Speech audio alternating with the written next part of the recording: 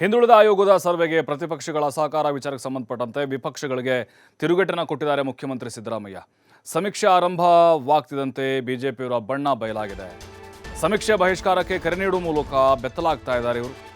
ಸಮೀಕ್ಷೆ ಯಾವುದೇ ಒಂದು ಜಾತಿ ಧರ್ಮಗಳಿಗೆ ಸೀಮಿತವಾಗಿದ್ದಲ್ಲ. 7 ಕೋಟಿ ಜನರ ಸಾಮಾಜಿಕ, ಆರ್ಥಿಕ ಮತ್ತು ಶೈಕ್ಷಣಿಕ ಸಮೀಕ್ಷೆ ಇದು. ಈ ಸಮೀಕ್ಷೆ ಯಾರ ವಿರುದ್ಧವೂ ಅಲ್ಲ, ಪರವೂ ಅಲ್ಲ. ಅಸಮಾನತೆ ಮುಂದುವರಿಯಬೇಕು ಎನ್ನುವುದು ಮನುವಾದ. ಬಿಜೆಪಿ ಅಂತರಂಗದಲ್ಲಿರೋದು ಮನುವಾದಿ ಮನಸ್ಥಿತಿ. ಸಂಪತ್ತು ಉಳ್ಳವರ ಕೈಯಲ್ಲಿರಬೇಕು ಅನ್ನೋದೇ ಬಿಜೆಪಿ ಮನಸ್ಥಿತಿ. ಸಮೀಕ್ಷೆಗೆ ವಿರೋಧಿಸಿದ ಬಿಜೆಪಿ ನಾಯಕರಿಗೆ ಸಿಎಂ ಸಿದ್ದರಾಮಯ್ಯ ತಿರುಗೇಟನ್ನು ಕೊಟ್ಟಿದ್ದಾರೆ. ಕೇಂದ್ರ ಸಚಿವ ಪ್ರಹ್ಲಾದ್ ಜೋಶಿ ಹಾಗೆ ಸಂಸದ ತೇಜಸ್ವಿ ಸೂರ್ಯ ಸಾಕಷ್ಟು ಜನರು ನಮ್ಮ ಮನೆಗೆ ಬಂದರೆ ನಾವು ಮಾಹಿತಿನ ಕೊಡೋಲ್ಲ ಅಂತ ಹೇಳಿದ್ದಾರೆ.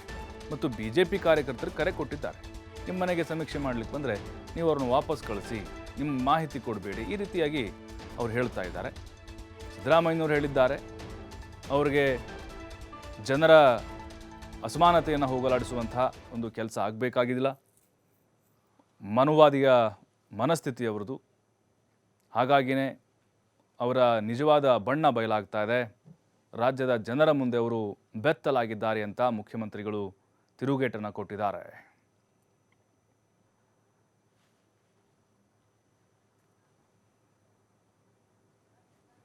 ಮತ್ತಷ್ಟು ಮಾಹಿತಿ ಕೊಡ್ತಾರೆ ನಮ್ಮ ಪ್ರತಿನಿಧಿ ರಾಕೇಶ್ ನೇರ ಸಂಪರ್ಕದಲ್ಲಿ.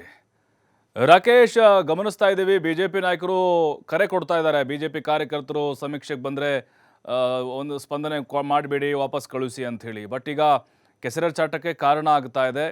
ಅಂದರೆ ಸಿದ್ದರಾಮಯ್ಯನವರು ಇದನ್ನು ಯಾವ ಅರ್ಥದಲ್ಲಿ ತಿರುಗೇಟನ್ನು ಕೊಟ್ಟಿದ್ದಾರೆ ಅಂಥೇಳಿ?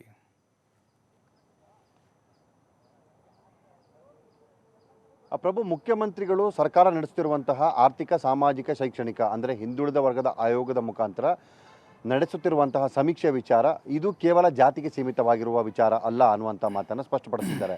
ಜೊತೆಗೆ ಈ ವಿಚಾರಕ್ಕೆ ಸಂಬಂಧಪಟ್ಟ ಹಾಗೆ ಇದುವರೆಗೂ ದ್ವಂದ್ವ ನಿಲುವನ್ನು ತೆಗೆದುಕೊಂಡಿರುವ, ಜೊತೆಗೆ ಇತ್ತೀಚೆಗೆ ಈ ವಿಚಾರದಲ್ಲಿ ವಿರೋಧವನ್ನು ವ್ಯಕ್ತಪಡಿಸುತ್ತಿರುವಂತಹ ಬಿಜೆಪಿಯ ವಿರುದ್ಧ ನೇರವಾಗಿಯೇ ತಮ್ಮ ತಿರುಗೇಟನ್ನು ಕೊಟ್ಟಿದ್ದಾರೆ.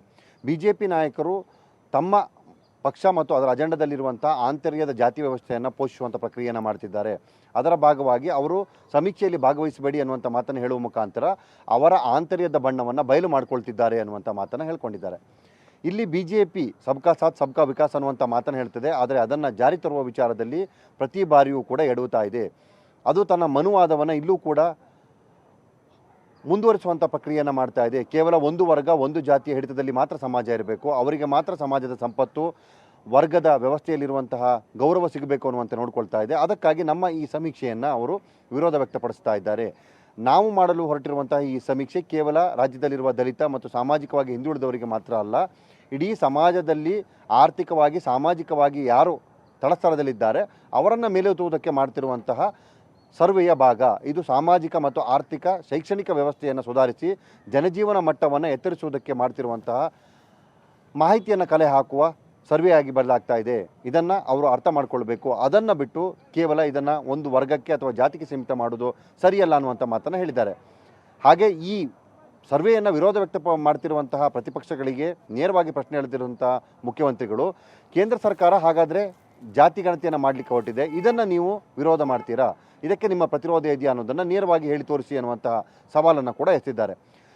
ಆ ಮುಖಾಂತರ ಬಿಜೆಪಿ ಇಲ್ಲೂ ಕೂಡ ರಾಜಕೀಯವನ್ನು ಮಾಡುವ ಮುಖಾಂತರ ಸಮಾಜದ ನಿರ್ಮಾಣದ ಕನಸನ್ನು ದೂರ ತಳ್ಳುತ್ತಾ ಇದೆ. ಕೇವಲ ಮೇಲುವರ್ಗವನ್ನು ಓಲೈಕೆ ಮಾಡುವ ಹಾಗೆ ತನ್ನ ರಾಜಕೀಯ ಬೇಳೆ ಬೆಳೆಸಿಕೊಳ್ಳುವಂಥ ಪ್ರಯತ್ನವನ್ನು ಮಾಡ್ತಿದೆಯೇ ಹೊರತು ಈಕ್ವಲ್ ಅಂದರೆ ಸಮಾಜದ ನಿರ್ಮಾಣ ಮಾಡೋದಕ್ಕೆ ಇವರಿಗೆ ಆಸಕ್ತಿ ಇಲ್ಲ. ಹಾಗಾಗಿ ಇಂತಹ ಒಂದು ಬದಲಾದ ವ್ಯವಸ್ಥೆಯನ್ನು, ಹಾಗೆ ಕಟ್ಟುಪಾಡಿನ ವ್ಯವಸ್ಥೆಯನ್ನು ಮುಂದುವರಿಸಬೇಕು, ಆ ನಿಟ್ಟಿನಲ್ಲಿ ಈ ಪ್ರಯತ್ನವನ್ನು ಮಾಡ್ತಾ ಇದೆ. ಜನ ಇದನ್ನೆಲ್ಲ ತಿರಸ್ಕರಿಸಿ ಸರ್ವೆಯಲ್ಲಿ ಭಾಗವಹಿಸಿ ಸಮೀಕ್ಷೆಯಲ್ಲಿ ತಮ್ಮ ಮೂಲ ದಾಖಲೆಗಳನ್ನು ಕೊಟ್ಟು, ಮಾಹಿತಿಯನ್ನು ಕೊಟ್ಟು ಅದನ್ನು ಯಶಸ್ವಿಗೊಳಿಸಬೇಕು ಅನ್ನುವಂಥ ಮನವಿಯನ್ನು ಕೂಡ ಮಾಡಿಕೊಂಡಿದ್ದಾರೆ. ಆ ಮುಖಾಂತರ ಪಕ್ಷಗಳ ನಡುವಿರುವಂತಹ ಈ ಸಮೀಕ್ಷೆ ವಿಚಾರದಲ್ಲಿನ ವೈರುಧ್ಯಗಳನ್ನು ಸರಿದಾರಿಗೆ ತರಬೇಕು, ಹಾಗೆ ಜನ ಇದರಲ್ಲಿ ಪಾರ್ಟಿಸಿಪೇಟ್ ಮಾಡಬೇಕು ಅನ್ನುವಂಥ ಒತ್ತಾಯವನ್ನು ಕೂಡ ಮಾಡಿಕೊಂಡಿದ್ದಾರೆ. ಪ್ರಭು, ಥ್ಯಾಂಕ್ ಯು ರಾಕೇಶ್ ಮಾಹಿತಿಗಾಗಿ.